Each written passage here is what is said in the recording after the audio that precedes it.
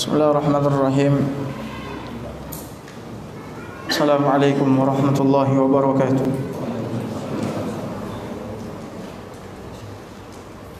Innal hamdalillah nahmaduhu wa nasta'inuhu wa nastaghfiruh wa na'udzu billahi min shururi anfusina wa sayyiati a'malina. May yahdihillahu fala mudilla lahu wa may yudlil fala hadiya lahu. Asyhadu an la ilaha illallah wahdahu la syarika lah wa asyhadu anna Muhammadan abduhu wa rasuluh. Ya ayyuhalladzina amanu taqullaha haqqa tuqatih wa la tamutunna illa wa antum muslimun. Ya ayyuhan nasu taqu rabbakumul ladzi khalaqakum min nafsin wahidah wa khalaqa minha zawjaha wa batha minhuma rijalan katsiran wa nisaa'a wattaqullaha alladzi tasaaluna bihi wal arham innallaha kana 'alaykum raqiba.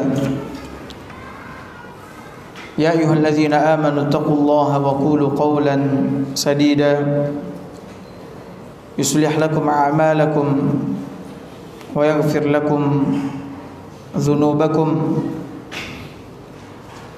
wa man yuti'illaha wa rasulahu faqad faza fawzan 'azima. Amma ba'd, fa inna asdaqal hadithi kitabullah wa khairal hadi hadi Muhammadin sallallahu alaihi wa ala alihi wa sahbihi wa sallam. Wa syarrul umuri muhdatsatuha wa kullu muhdatsatin bid'ah wa kullu bid'atin dhalalah wa kullu dhalalatin finnar.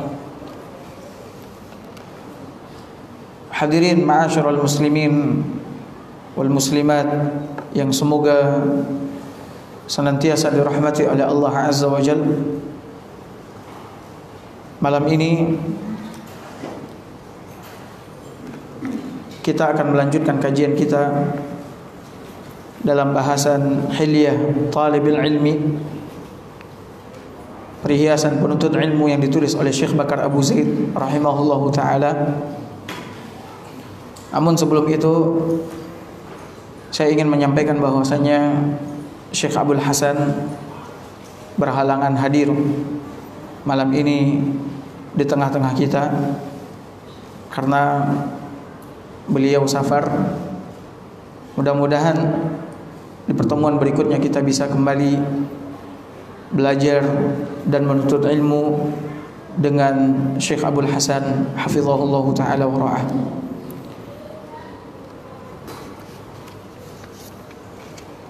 Malam ini kita akan mempelajari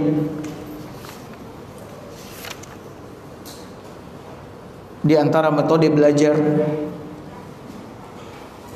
yang dijelaskan oleh penulis di dalam kitabnya ini, yang mesti diketahui oleh setiap penuntut ilmu. Sebelumnya kita telah menjelaskan tentang metode dan tahapan menuntut ilmu. Metode dan tahapan di dalam menuntut ilmu, di mana seorang talib harus menguasai dasar-dasar ilmu terlebih dahulu sebelum menguasai kitab-kitab yang besar atau mempelajari, membaca kitab-kitab yang besar.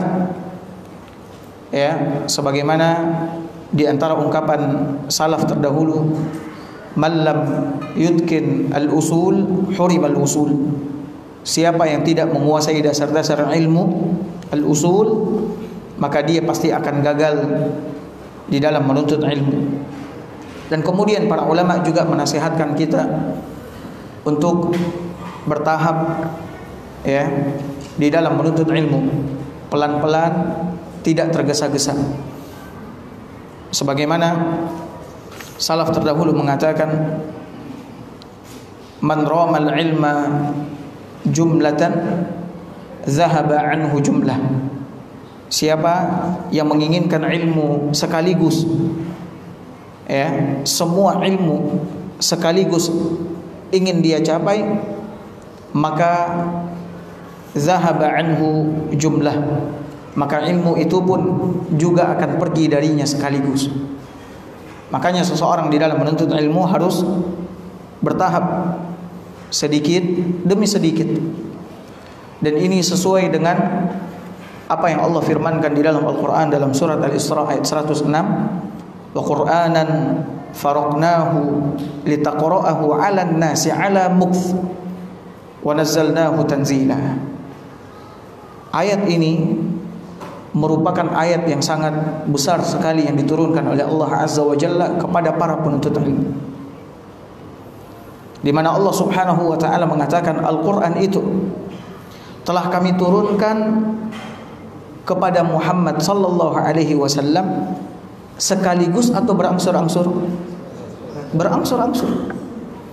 Berapa lama Allah Subhanahu wa taala turunkan Al-Qur'an kepada Rasul? 23 tahun. 23 tahun. Makanya kalau ada orang yang hafal Al-Quran, menyelesaikan hafalan Al-Qurannya selama 23 tahun, itu sangat luar biasa.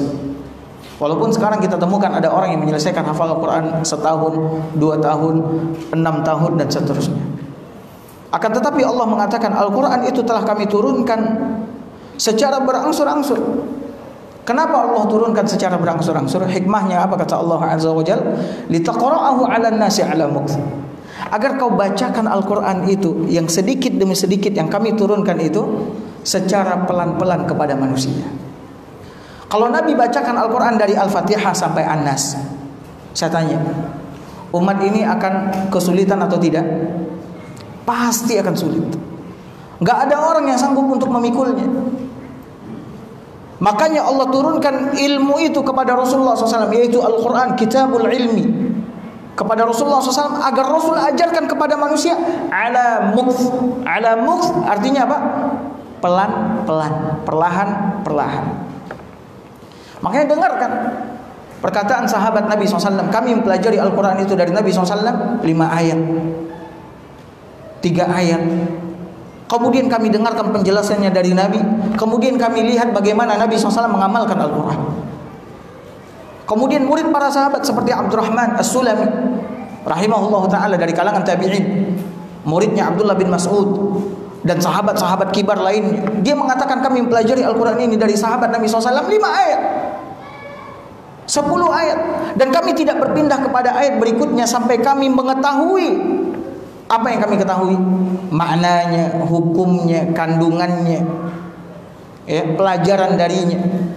Kemudian kami amalkan, sehingga kami mempelajari Al-Quran ini dari mereka. Kami mempelajari bagaimana cara membacanya, dan kami juga mempelajari hukum pelajaran yang ada di dalamnya serta pengamalannya. Sekarang kalau orang belajar Al-Quran, ya belajar Al-Quran begitu saja, tapi tidak tahu isi Al-Quran itu apa yang dia baca, apa pesan yang Allah titipkan di situ, apa perintah yang Allah sematkan di situ. Tidak ada yang tahu. Apa larangan Allah Azza wa Jalla yang Allah ingatkan di situ, tidak ada yang tahu. Dan gak tahu juga bagaimana pengamalannya, sehingga ya Al-Quran berlalu begitu saja tanpa memberikan bekas kepadanya. Makanya orang-orang dulu menjadi mulia karena mereka betul-betul mempelajari agama ini dengan sungguh-sungguh, serius, sedikit demi sedikit dan pasti. Kemudian mereka amalkan, berusaha mereka untuk mengamalkan isi Al-Quranul Karim, sehingga mereka pun mencontoh Nabi SAW yang disifati oleh istri-istrinya bahwasanya Nabi itu adalah Al-Quran yang berjalan. Kehidupan Nabi SAW itu menggambarkan apa yang ada di dalam Al-Quran. Tidak ada satupun perintah yang ada di dalam Al-Quran kecuali pasti diamalkan oleh Nabi. Dan tidak ada satupun larangan yang ada di dalam Al-Quran melainkan pasti ditinggalkan oleh Nabi. Dan begitu juga para sahabat. Mereka adalah orang-orang yang mengamalkan Al-Quran ini di dalam kehidupan mereka. Makanya nggak ada orang yang belajar ilmu agama ini sekaligus, nggak ada. Baca perjalanan kehidupan salaf terdahulu. Seorang imam besar yang selalu saya ulang-ulang, Al-Imam Az-Zuhri, imam besar, ya, hadis-hadis yang beliau riwayatkan rata-rata seluruhnya adalah hadis-hadis yang sahih. Al-Imam Az-Zuhri gurunya Imam Al-Bukhari. Beliau mengatakan, "Innama jama'na hadzal ilma bil hadisi wal haditsain awil mas'alati wal mas'alatin." Kami kumpulkan ilmu agama yang luas ini, yang banyak ini. Apakah mereka mulai dengan 100, 200 hadis? Tidak. Dari satu hadis, dua hadis, kemudian mereka fahami maknanya. Dari satu masalah fikih atau dua masalah fikih, kemudian mereka fahami. Dari situ mereka mengumpulkan ilmu. Makanya oleh karena itu, seseorang di dalam menuntut ilmu harus bertahap, pelan-pelan, nggak usah tergesa-gesa, nggak boleh terburu-buru. Dan itu yang diingatkan oleh Imam Syafi'i rahimahullah di dalam diwannya, bahwasannya penuntut ilmu membutuhkan 6 perkara. Di antaranya apa? Waktu, proses. Nggak bisa sekejap mata kemudian tiba-tiba kita menguasai ilmu akidah, ilmu fikih, ilmu hadis, ilmu Al-Quran dan seterusnya. Kemudian ya bersungguh-sungguh, ya, kemudian menyibukkan diri dengan ilmu yang dipelajari, menghafalnya dan seterusnya. Sekarang kita masuk kepada poin yang ke-17. Masih dalam bahasan metode atau cara di dalam menuntut ilmu, metode belajar, yaitu belajar kepada guru. Belajar kepada siapa? Guru. Ini penting sekali dan ini prinsip di dalam menuntut ilmu. Ya. Syekh Bakar Abu Zaid rahimahullahu taala mengatakan, saya baca dari terjemahannya, pada prinsipnya menuntut ilmu itu harus belajar, harus dengan belajar kepada guru dan langsung mendengarkan ucapan syekh atau guru, ya, dari tulisan atau buku yang dia tulis, bukan dari tulisan atau buku. Jadi prinsip di dalam menuntut ilmu adalah belajar langsung dengan siapa? Dengan guru, bukan dari tulisan atau buku. Bukan dari tulisan atau apa? Atau buku. Ya. Karena apabila seseorang belajar dengan guru yang dia lihat, yang dia dengar, maka dia bisa menasabkan ilmunya kepada sesuatu yang bisa berbicara, yaitu guru. Nasabkan artinya apa? Menyandarkan ilmunya. Kalau dia ditanya, ini dari mana? Saya mendengar dari mulut Syekh Fulan, saya belajar dari Syekh Fulan. Dia bisa menasabkan ilmunya kepada nasab yang bisa berbicara, yaitu guru. Adapun cara yang kedua, seseorang yang belajar dari tulisan atau buku, maka dia belajar dari benda mati. Dan bagaimana seseorang akan bernasab kepada sesuatu yang tidak bisa berbicara, yang tidak bisa mendengar, yang tidak bisa berpikir dan seterusnya. Dengan siapa kau belajar? Saya belajar dengan kitab ini. Boleh jadi dia keliru di dalam memahami kitab tersebut. Dan ketika dia keliru, adakah orang yang membenarkan dia, meluruskan dia? Nggak ada. Kitab nggak bisa berbicara. Tapi kalau dia belajar dengan guru, salah dia di dalam memahami, maka gurunya akan apa? Meluruskannya, akan mengarahkannya. Atau ketika dia tidak faham, gagal faham, ya, terhadap apa yang dijelaskan oleh gurunya, maka dia bisa apa? Bertanya kepada gurunya, kemudian dijelaskan kembali oleh gurunya. Makanya ini yang mesti diingat oleh para penuntut ilmu, bahwasanya di dalam menuntut ilmu harus belajar dengan siapa? Dengan guru. Itu prinsipnya. Ustaz nggak boleh belajar dong berarti dengan kitab? Boleh. Kalau nggak, buat apa kitab itu ditulis oleh para ulama kalau bukan untuk dipelajari? Akan tetapi tetap di dalam mempelajari kitab harus ada siapa? Harus ada guru. Ya. Makanya oleh karena itu ada ungkapan yang mengatakan seperti yang dinukilkan oleh Syekh di dalam kitabnya ini. Beliau mengatakan, man dakhala fil ilmi wahdah kharaja minhu wahdah. Kata Syekh Bakar Abu Zaid, ungkapan dari salaf terdahulu, barang siapa yang memasuki ilmu sendirian, enggak ada guru, enggak ada syekh, enggak ada ustaz, kharaja minhu wahdah, maka dia akan keluar dari ilmu tersebut sendirian pula, tanpa membawa apa-apa. Siapa yang memasuki ilmu sendirian, maka dia juga akan keluar apa? Sendirian. Artinya apa? Enggak ada ilmu. Ini yang dijelaskan oleh Syekh, barang siapa yang mempelajari ilmu tanpa guru, maka selesai ia mempelajarinya tanpa memperoleh ilmu. Selesai dia mempelajari ilmu tersebut, dia tidak memperoleh ilmu apapun dari apa yang dia pelajari tanpa guru tersebut. Makanya oleh karena itu, di dalam menuntut ilmu butuh guru, karena ilmu adalah keterampilan. Ilmu adalah keterampilan, sedangkan setiap keterampilan membutuhkan orang yang ahli di dalamnya. Maka untuk mempelajari ilmu dibutuhkan seorang guru yang ahli. Ya. Makanya kenapa terjadi banyak penyimpangan dari para penuntut ilmu agama, sehingga dengan mudah mengkafirkan orang, mentabdi' orang, membid'ahkan orang, menyesatkan orang, kemudian sibuk mencari kesalahan syekh fulan, guru fulan, ustadz fulan dan seterusnya. Kemudian dengan mudah menghukumi orang dan seterusnya. Kenapa bisa seperti itu? Karena dia belajar tidak dengan seorang guru.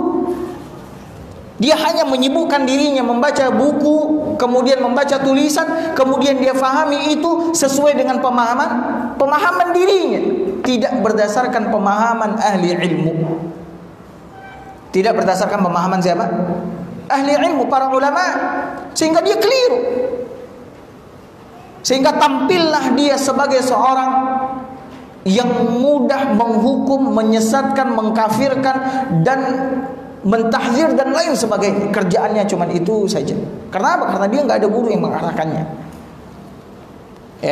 Tidak ada guru yang mengarahkannya. Makanya oleh karena itu hampir menjadi ijma' di antara para ulama, kecuali sedikit saja dari kalangan para ulama yang menyeleneh,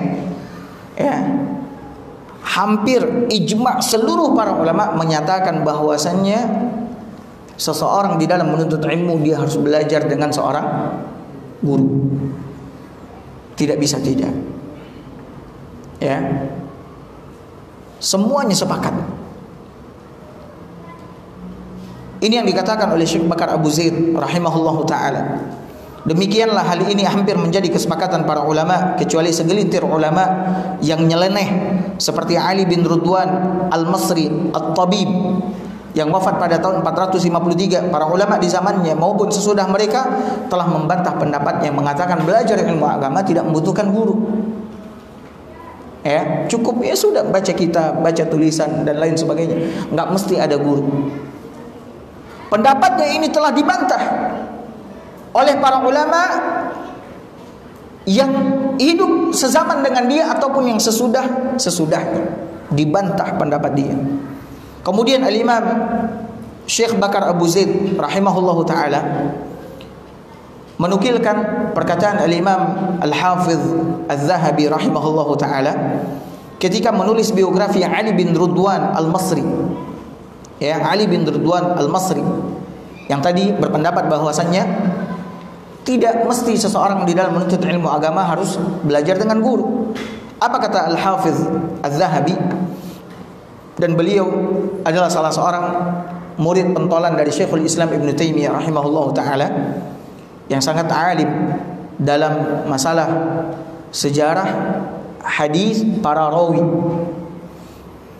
Dan di antara kitab beliau yang sangat terkenal, Siyar A'lamin Nubala, perjalanan kehidupan orang-orang besar dari kalangan para ulama, ini menjadi rujukan di dalam menentukan perawi hadis.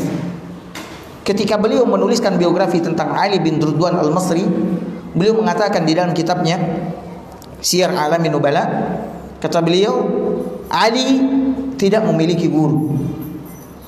Ali yang berpendapat bahwasanya tidak wajib belajar dengan siapa? Dengan guru. Ternyata dia sendiri tidak memiliki apa?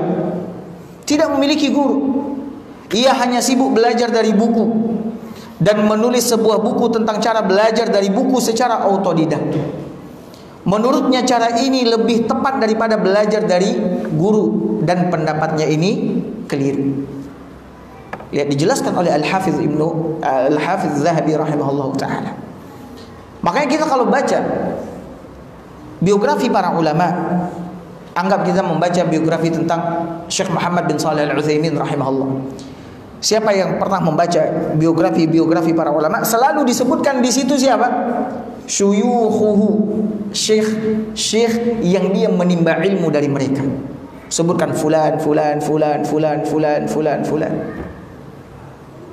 Dan itu menjadi kebanggaan oleh para penuntut ilmu ketika memiliki banyak guru. Dan tentunya banyak guru di sini adalah guru-guru yang mu'tamad, guru-guru yang memang kompeten di dalam ilmu. Menjadi kebanggaan ketika mereka memiliki banyak guru, menimba ilmu dari banyak guru. Makanya disebutkan dalam biografi para ulama, ada yang memiliki guru selama dia melakukan perjalanan rihla fi talabil ilmi, ada yang gurunya sampai 1000 orang. Allah Akbar. Anda mau tanya di sini, siapa yang gurunya di sini udah sampai 50 orang ada? Ada yang sampai 1000 orang, bahkan 2000 orang. Betul-betul dia cari ilmu dari para ulama, dari para guru. Mereka datangi, mereka dengarkan hadis-hadis yang sampai kepada mereka, kemudian mereka tulis dan seterusnya. Kemudian nanti ilmu mereka nisbatkan kepada guru-guru mereka ini. Dan itu menjadi kebanggaan. Sekarang orang yang belajar dari kitab, apa yang dia banggakan?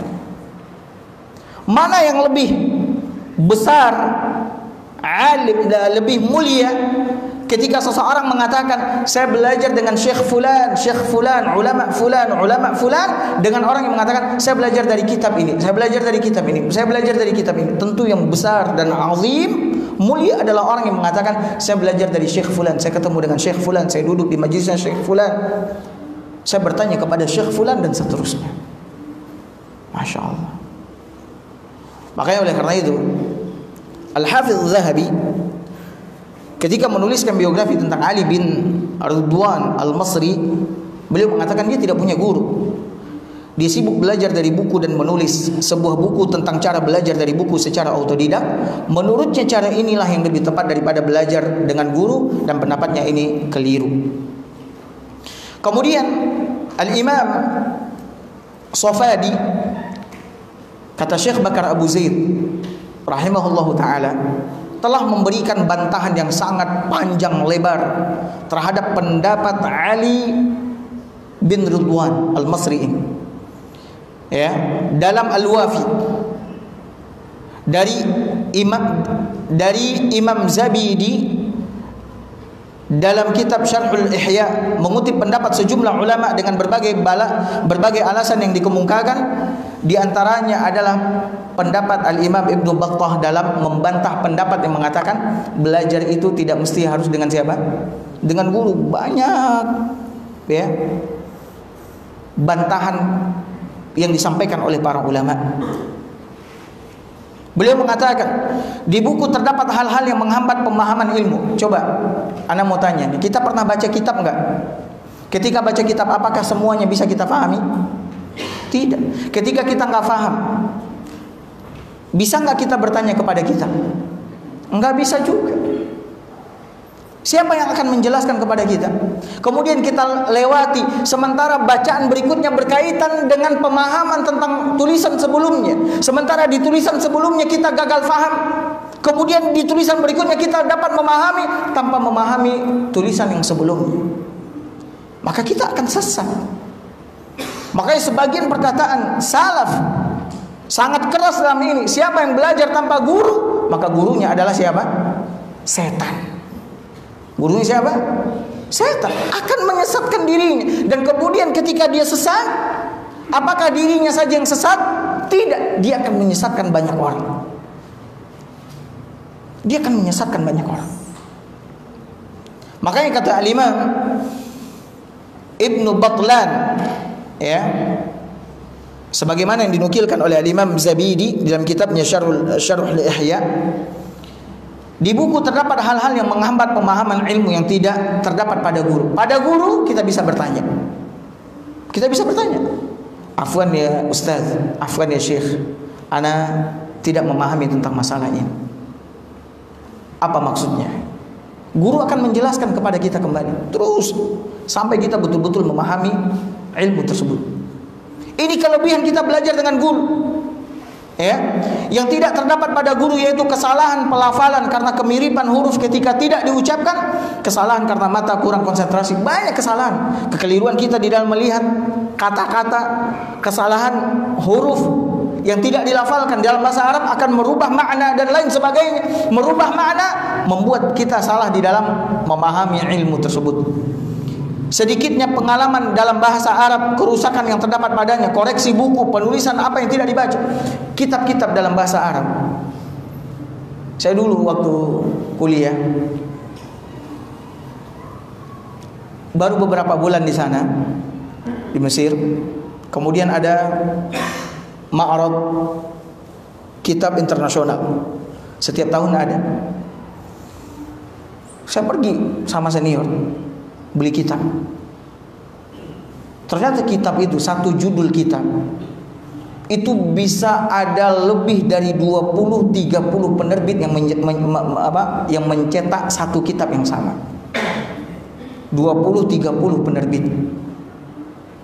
Ya, banyak. Karena saya tidak memiliki ilmu bagaimana cara membeli kitab, hanya punya semangat pengen beli kitab ini, kitab itu dan sebagainya. Saya beli kitab waktu itu. Saya beli kitab yang masyhur. Saya beli kitab Sahih Al-Bukhari, Fathul Bari, Syarah Sahih Al-Bukhari. Kemudian saya beli kitab Tafsir Al-Quran Al-Azim Ibnu Katsir, punya Imam Ibnu Katsir, dan kitab-kitab lainnya. Saya merasa bangga, saya punya banyak kitab. Saya tidak melihat cetakannya, penerbitnya siapa. Ketika setelah saya beli, saya taruh di rak buku. Kemudian datang senior-senior yang udah lama, memiliki ilmu, pengalaman yang banyak. Kemudian dia bertanya, ini kitab ente ini? Iya. Kenapa ente beli kitab cetakan ini? Kemudian dia ambil satu. Cetakan ini, kata dia, banyak kekeliruan di dalamnya. Masa iya, kata saya? Iya. Dia jelaskan, bahkan kadang-kadang ada satu paragraf yang hilang, ada satu kalimat yang hilang, ada kekeliruan di dalam penulisan kata dan lain sebagainya, banyak. Kalau kita dikasih tahu kayak begitu, hati kita kira-kira tenang atau gelisah? Saya jadi nggak enak gitu. Ya Allah, saya salah beli kitab dong kalau gitu. Iya, kata dia. Kemudian dia bilang, untuk kitab ini mungkin ada puluhan penerbit yang mencetak. Dan tidak semua penerbit yang amanah di dalam mencetak kitab, kata dia. Ada yang hanya mementingkan apa? Bisnis, usaha. Yang penting kitabnya laris manis, harganya murah. Lalu dia mengajarkan kepada saya, di antara adab yang mesti kau ketahui, kata dia, kau harus belajar adab membeli kitab. Ada adabnya juga. Bukan adab duduk di majlisnya doang. Adab membeli kitab, gimana adabnya, kata dia. Kata saya, ya kau bertanya sama syekh. Kau tanya sama syekh, syekh saya mau beli kitab ini, cetakan mana yang paling bagus? Kemudian ditahqiq, diperiksa oleh syekh siapa yang paling bagus. Maka nanti para masyayikh yang telah meneliti satu kitab dari berbagai macam cetakan, dia akan mengatakan, kalau kau mau beli kitab ini, kau beli dari cetakan ini, kemudian tahqiq, periksa, telah diperiksa oleh Syekh Fulan, Syekh Fulan, Syekh Fulan, ini yang paling baik. Maka sejak itu saya jual lagi kitab saya. Saya jual, saya nggak mau, udah saya jual murah lagi. Alhamdulillah ada yang beli. Ada yang beli, ya sudah saya kumpulin. Ternyata kitab-kitab yang bagus, penerbitnya yang amanah di dalam menyampaikan ilmu, memindahkan ilmu kepada kita, dan kemudian telah diperiksa oleh para ulama yang terdepan, itu harganya ternyata mahal-mahal. Nah, makanya saya nggak bisa lagi beli buku dengan duit yang tadi, misalkan anggap $50 saya bisa banyak beli kitab. $50 paling saya bisa beli 2, beli 1. Beli 2, beli 1. Tapi saya puas. Puasnya apa? Ini insya Allah kitabnya dari terbitan yang amanah dan kemudian telah diperiksa oleh syekh yang mu'tabar di dalam ilmunya. Dan ini penting sekali. Ya, penting sekali. Kemudian Ibnu Batlan melanjutkan, ya. Jadi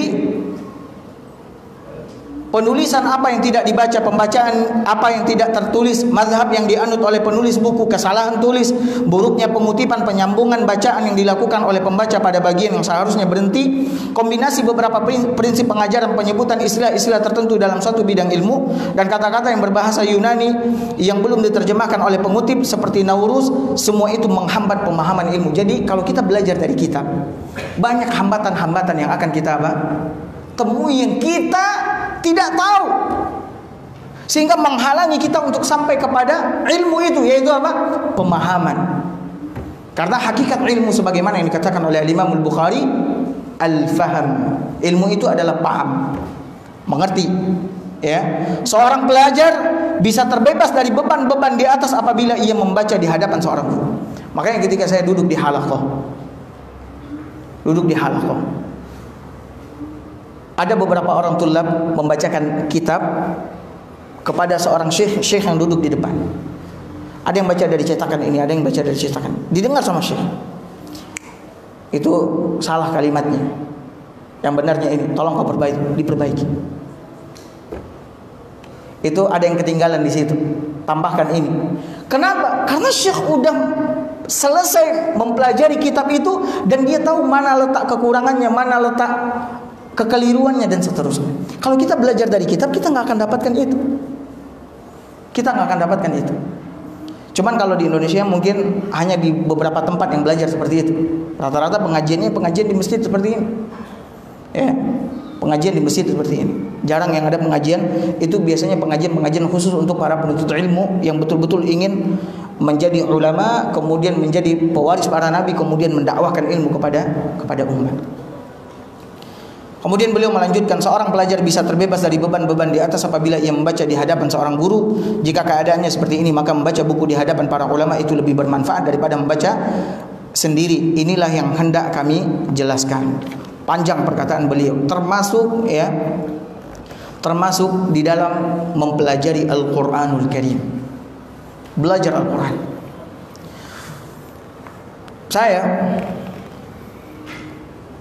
Pelajar saya menghafal Al-Quran. Mereka menghafal Al-Quran sendirian tanpa diimla. Sementara dulu orang belajar Al-Quran itu sistemnya sistem apa? Imla. Imla itu artinya apa? Dibacakan kepada murid, kemudian murid mengikuti di belakang bacaan guru. Seperti misalkan Alhamdulillahi Rabbil Alamin, muridnya mengikuti. Seperti itu dulu pengajaran Al-Quran, imla. Kalau sekarang mungkin sulit untuk mengajarkan seperti itu, ya, kalau orangnya banyak dan seterusnya. Murid-murid saya, dia ngafal Quran sendirian, cuman nanti hafalan dia itu dia setorkan kepada kita, guru-gurunya. Dari situ kalau kita biarkan menghafal sendirian, maka dia akan menghafal dengan seluruh kesalahan-kesalahan di dalam dia membaca. Makanya ketika dia telah menghafal kemudian salah keliru, saya bertanya, itu mudah atau sulit untuk memperbaiki bacaan yang telah kita hafal dengan kekeliruan itu? Sulit, karena lisan kita udah terbiasa membaca dalam bacaan yang apa? Keliru dan salah. Sulit untuk memperbaikinya. Makanya saya selalu berpesan kepada mereka, kalian sebelum menghafal, karena keterbatasan waktu, tentu nggak bisa diimlakan satu-satu, waktu terbatas. Saya bilang, kalian cari satu orang senior yang kalian lihat dia terampil di dalam Al-Quran, kalian bacakan dulu, lalu dia perbaiki bacaan kalian. Setelah diperbaiki baru kalian apa? Menghafal. Kalau enggak, caranya sekarang, karena belajar daring ya, itu waktu di sekolah. Kalau enggak sekarang ini daring, saya suruh untuk mendengarkan murattal terlebih dahulu. Dengarkan satu murattal. Kalian menghafal sehari misalkan 5 baris, 7 baris. Kalian dengarkan itu baik-baik. Kalian lihat mushaf. Ya, kalian lihat mushaf. Kemudian kalian ikuti. Setelah benar, baru setelah itu baru kalian menghafal. Begitu juga untuk Al-Quran, begitu juga untuk hadis-hadis Nabi SAW dan lain sebagainya. Makanya oleh karena itu, Bapak Ibu hadirin hadirat yang dimuliakan oleh Allah Azza wa Jalla, panjang sekali perkataan Syekh Bakar Abu Zaid rahimahullahu taala di dalam bahasan ini, belajar harus dengan seorang guru. Tapi saya tidak nukilkan, banyak sekali beliau menukilkan perkataan-perkataan para ulama. Yang jelas kita harus tahu prinsip di dalam menuntut ilmu adalah belajar dengan seorang siapa? Seorang guru. Cari guru. Cari guru. Kita mau baca kitab ini, cari guru, bacakan sama dia. Kemudian mana yang kita nggak tahu, baru tanyakan. Yang kita nggak paham, tanyakan. Yang kita paham, ya nggak usah tanyakan. Karena waktu guru mungkin terbatas. Waktu guru mungkin terbatas. Kita nggak bisa mungkin meminta dia untuk menjelaskan semua isi kitab dalam sekali pertemuan dengan kita. Enggak. Para ulama dulu, ya, saya tanya kepada beberapa orang para masyayikh, ya. Dan saya baca beberapa terjemahan biografi para masyayikh.